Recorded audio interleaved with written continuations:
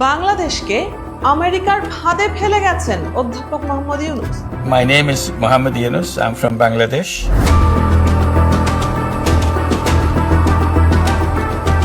ত্রয়োদশ জাতীয় নির্বাচনের ঠিক ৭২ ঘন্টা আগে চরম গোপনীয়তার মধ্যে আমেরিকার সাথে যে বাণিজ্য চুক্তিটি স্বাক্ষর করা হয়েছিল তা বাংলাদেশের ইতিহাসে এক কালো অধ্যায় হয়ে থাকবে। একে শুল্ক কমানোর চুক্তি বলা হলেও এটি আসলে বাংলাদেশের অর্থনৈতিক সার্বভৌমত্ব ও জাতীয় নিরাপত্তাকে এক দীর্ঘমেয়াদী গ্যাড়াকলে আটকে ফেলেছে।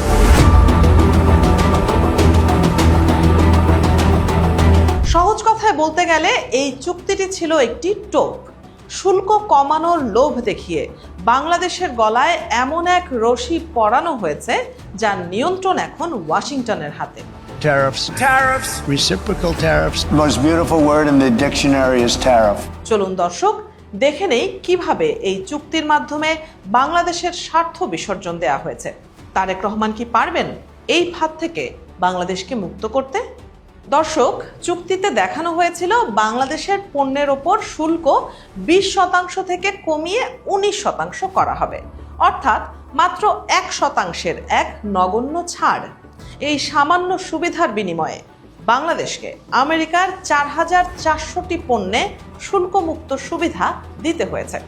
এনবিআরের তথ্য অনুযায়ী এর ফলে বাংলাদেশ প্রতি বছর প্রায় 419 কোটি টাকার রাজস্ব হারাবে। সবচেয়ে বড় প্রহসন হলো চুক্তির পরপরই আমেরিকার আদালত ট্রাম্পের আগের শুল্ক নীতি অবৈধ ঘোষণা করায় সেই 1%-এর সুবিধাও এখন অনিশ্চিত। অথচ আমরা আমাদের বাজার তাদের জন্য উন্মুক্ত করে দিয়েছি চিরতরে। মুক্ত বাণিজ্য মানে আমরা সবাই বুঝি পণ্য কেনা বেচার স্বাধীনতা, কিন্তু এই চুক্তিতে বাংলাদেশকে মূলত একটি কেনাকাটার লিস্ট ধরিয়ে দেওয়া হয়েছে।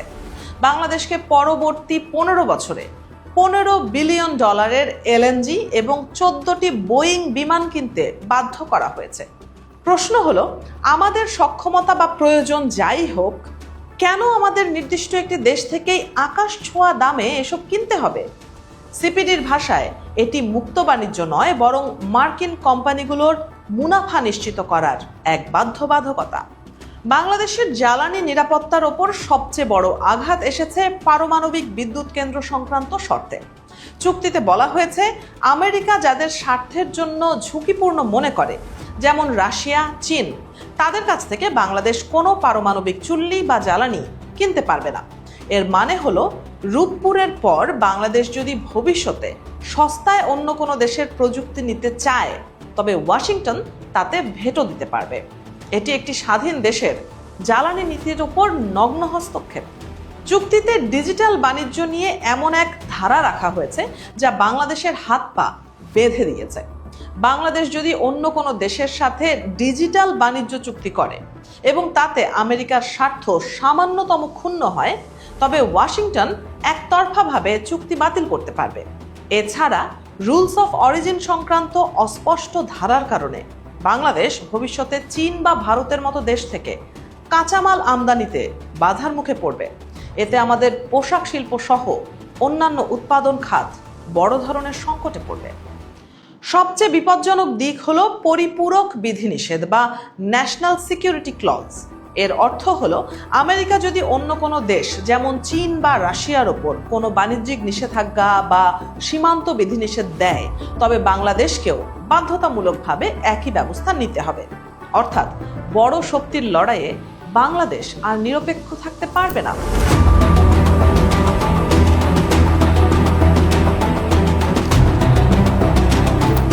আমাদের নিজের স্বার্থ না থাকলেও আমেরিকার হয়ে লড়তে হবে বা বাণিজ্য যুদ্ধ করতে হবে।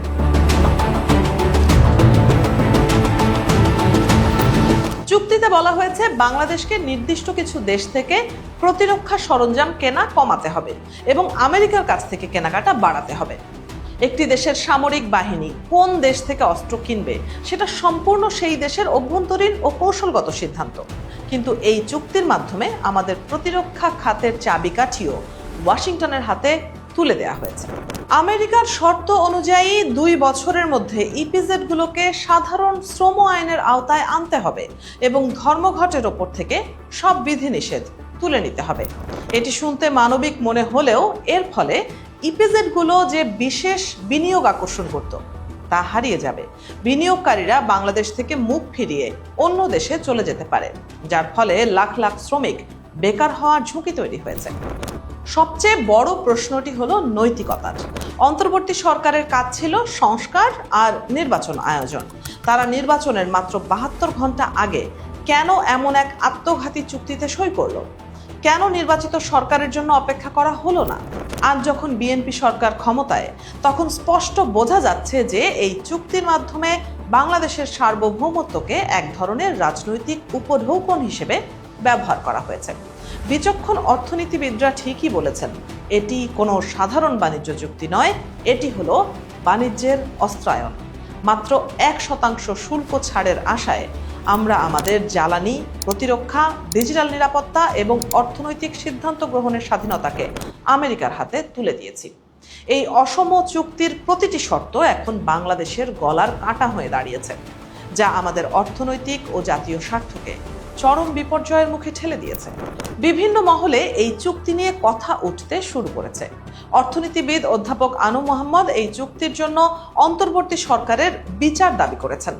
তারেক রহমান সরকারের জন্য এই ফাঁদ থেকে বেরিয়ে আসা বড় চ্যালেঞ্জ, কেননা এই চুক্তি থেকে বের হওয়া আইনিভাবে সম্ভব হলেও কৌশলগতভাবে বেশ জটিল। চুক্তিতে একটি এক্সিট ক্লজ বা প্রত্যাহারের সুযোগ রয়েছে, যা ব্যবহার করে সরকার এটি বাতিল করতে পারে। তবে এই মুহূর্তে বেরিয়ে গেলে বাংলাদেশি পণ্যের ওপর শুল্ক পুনরায় বাড়তে পারে, যা রপ্তানি খাতে বড় ধস নামাবে। আর এই চুক্তি বাতিলে প্রয়োজন রাজনৈতিক দৃঢ়তা, যা একটি নতুন সরকারের জন্য সত্যিই কঠিন। তারেক রহমান এখন এটি কিভাবে সামলান সেটাই দেখার বিষয়।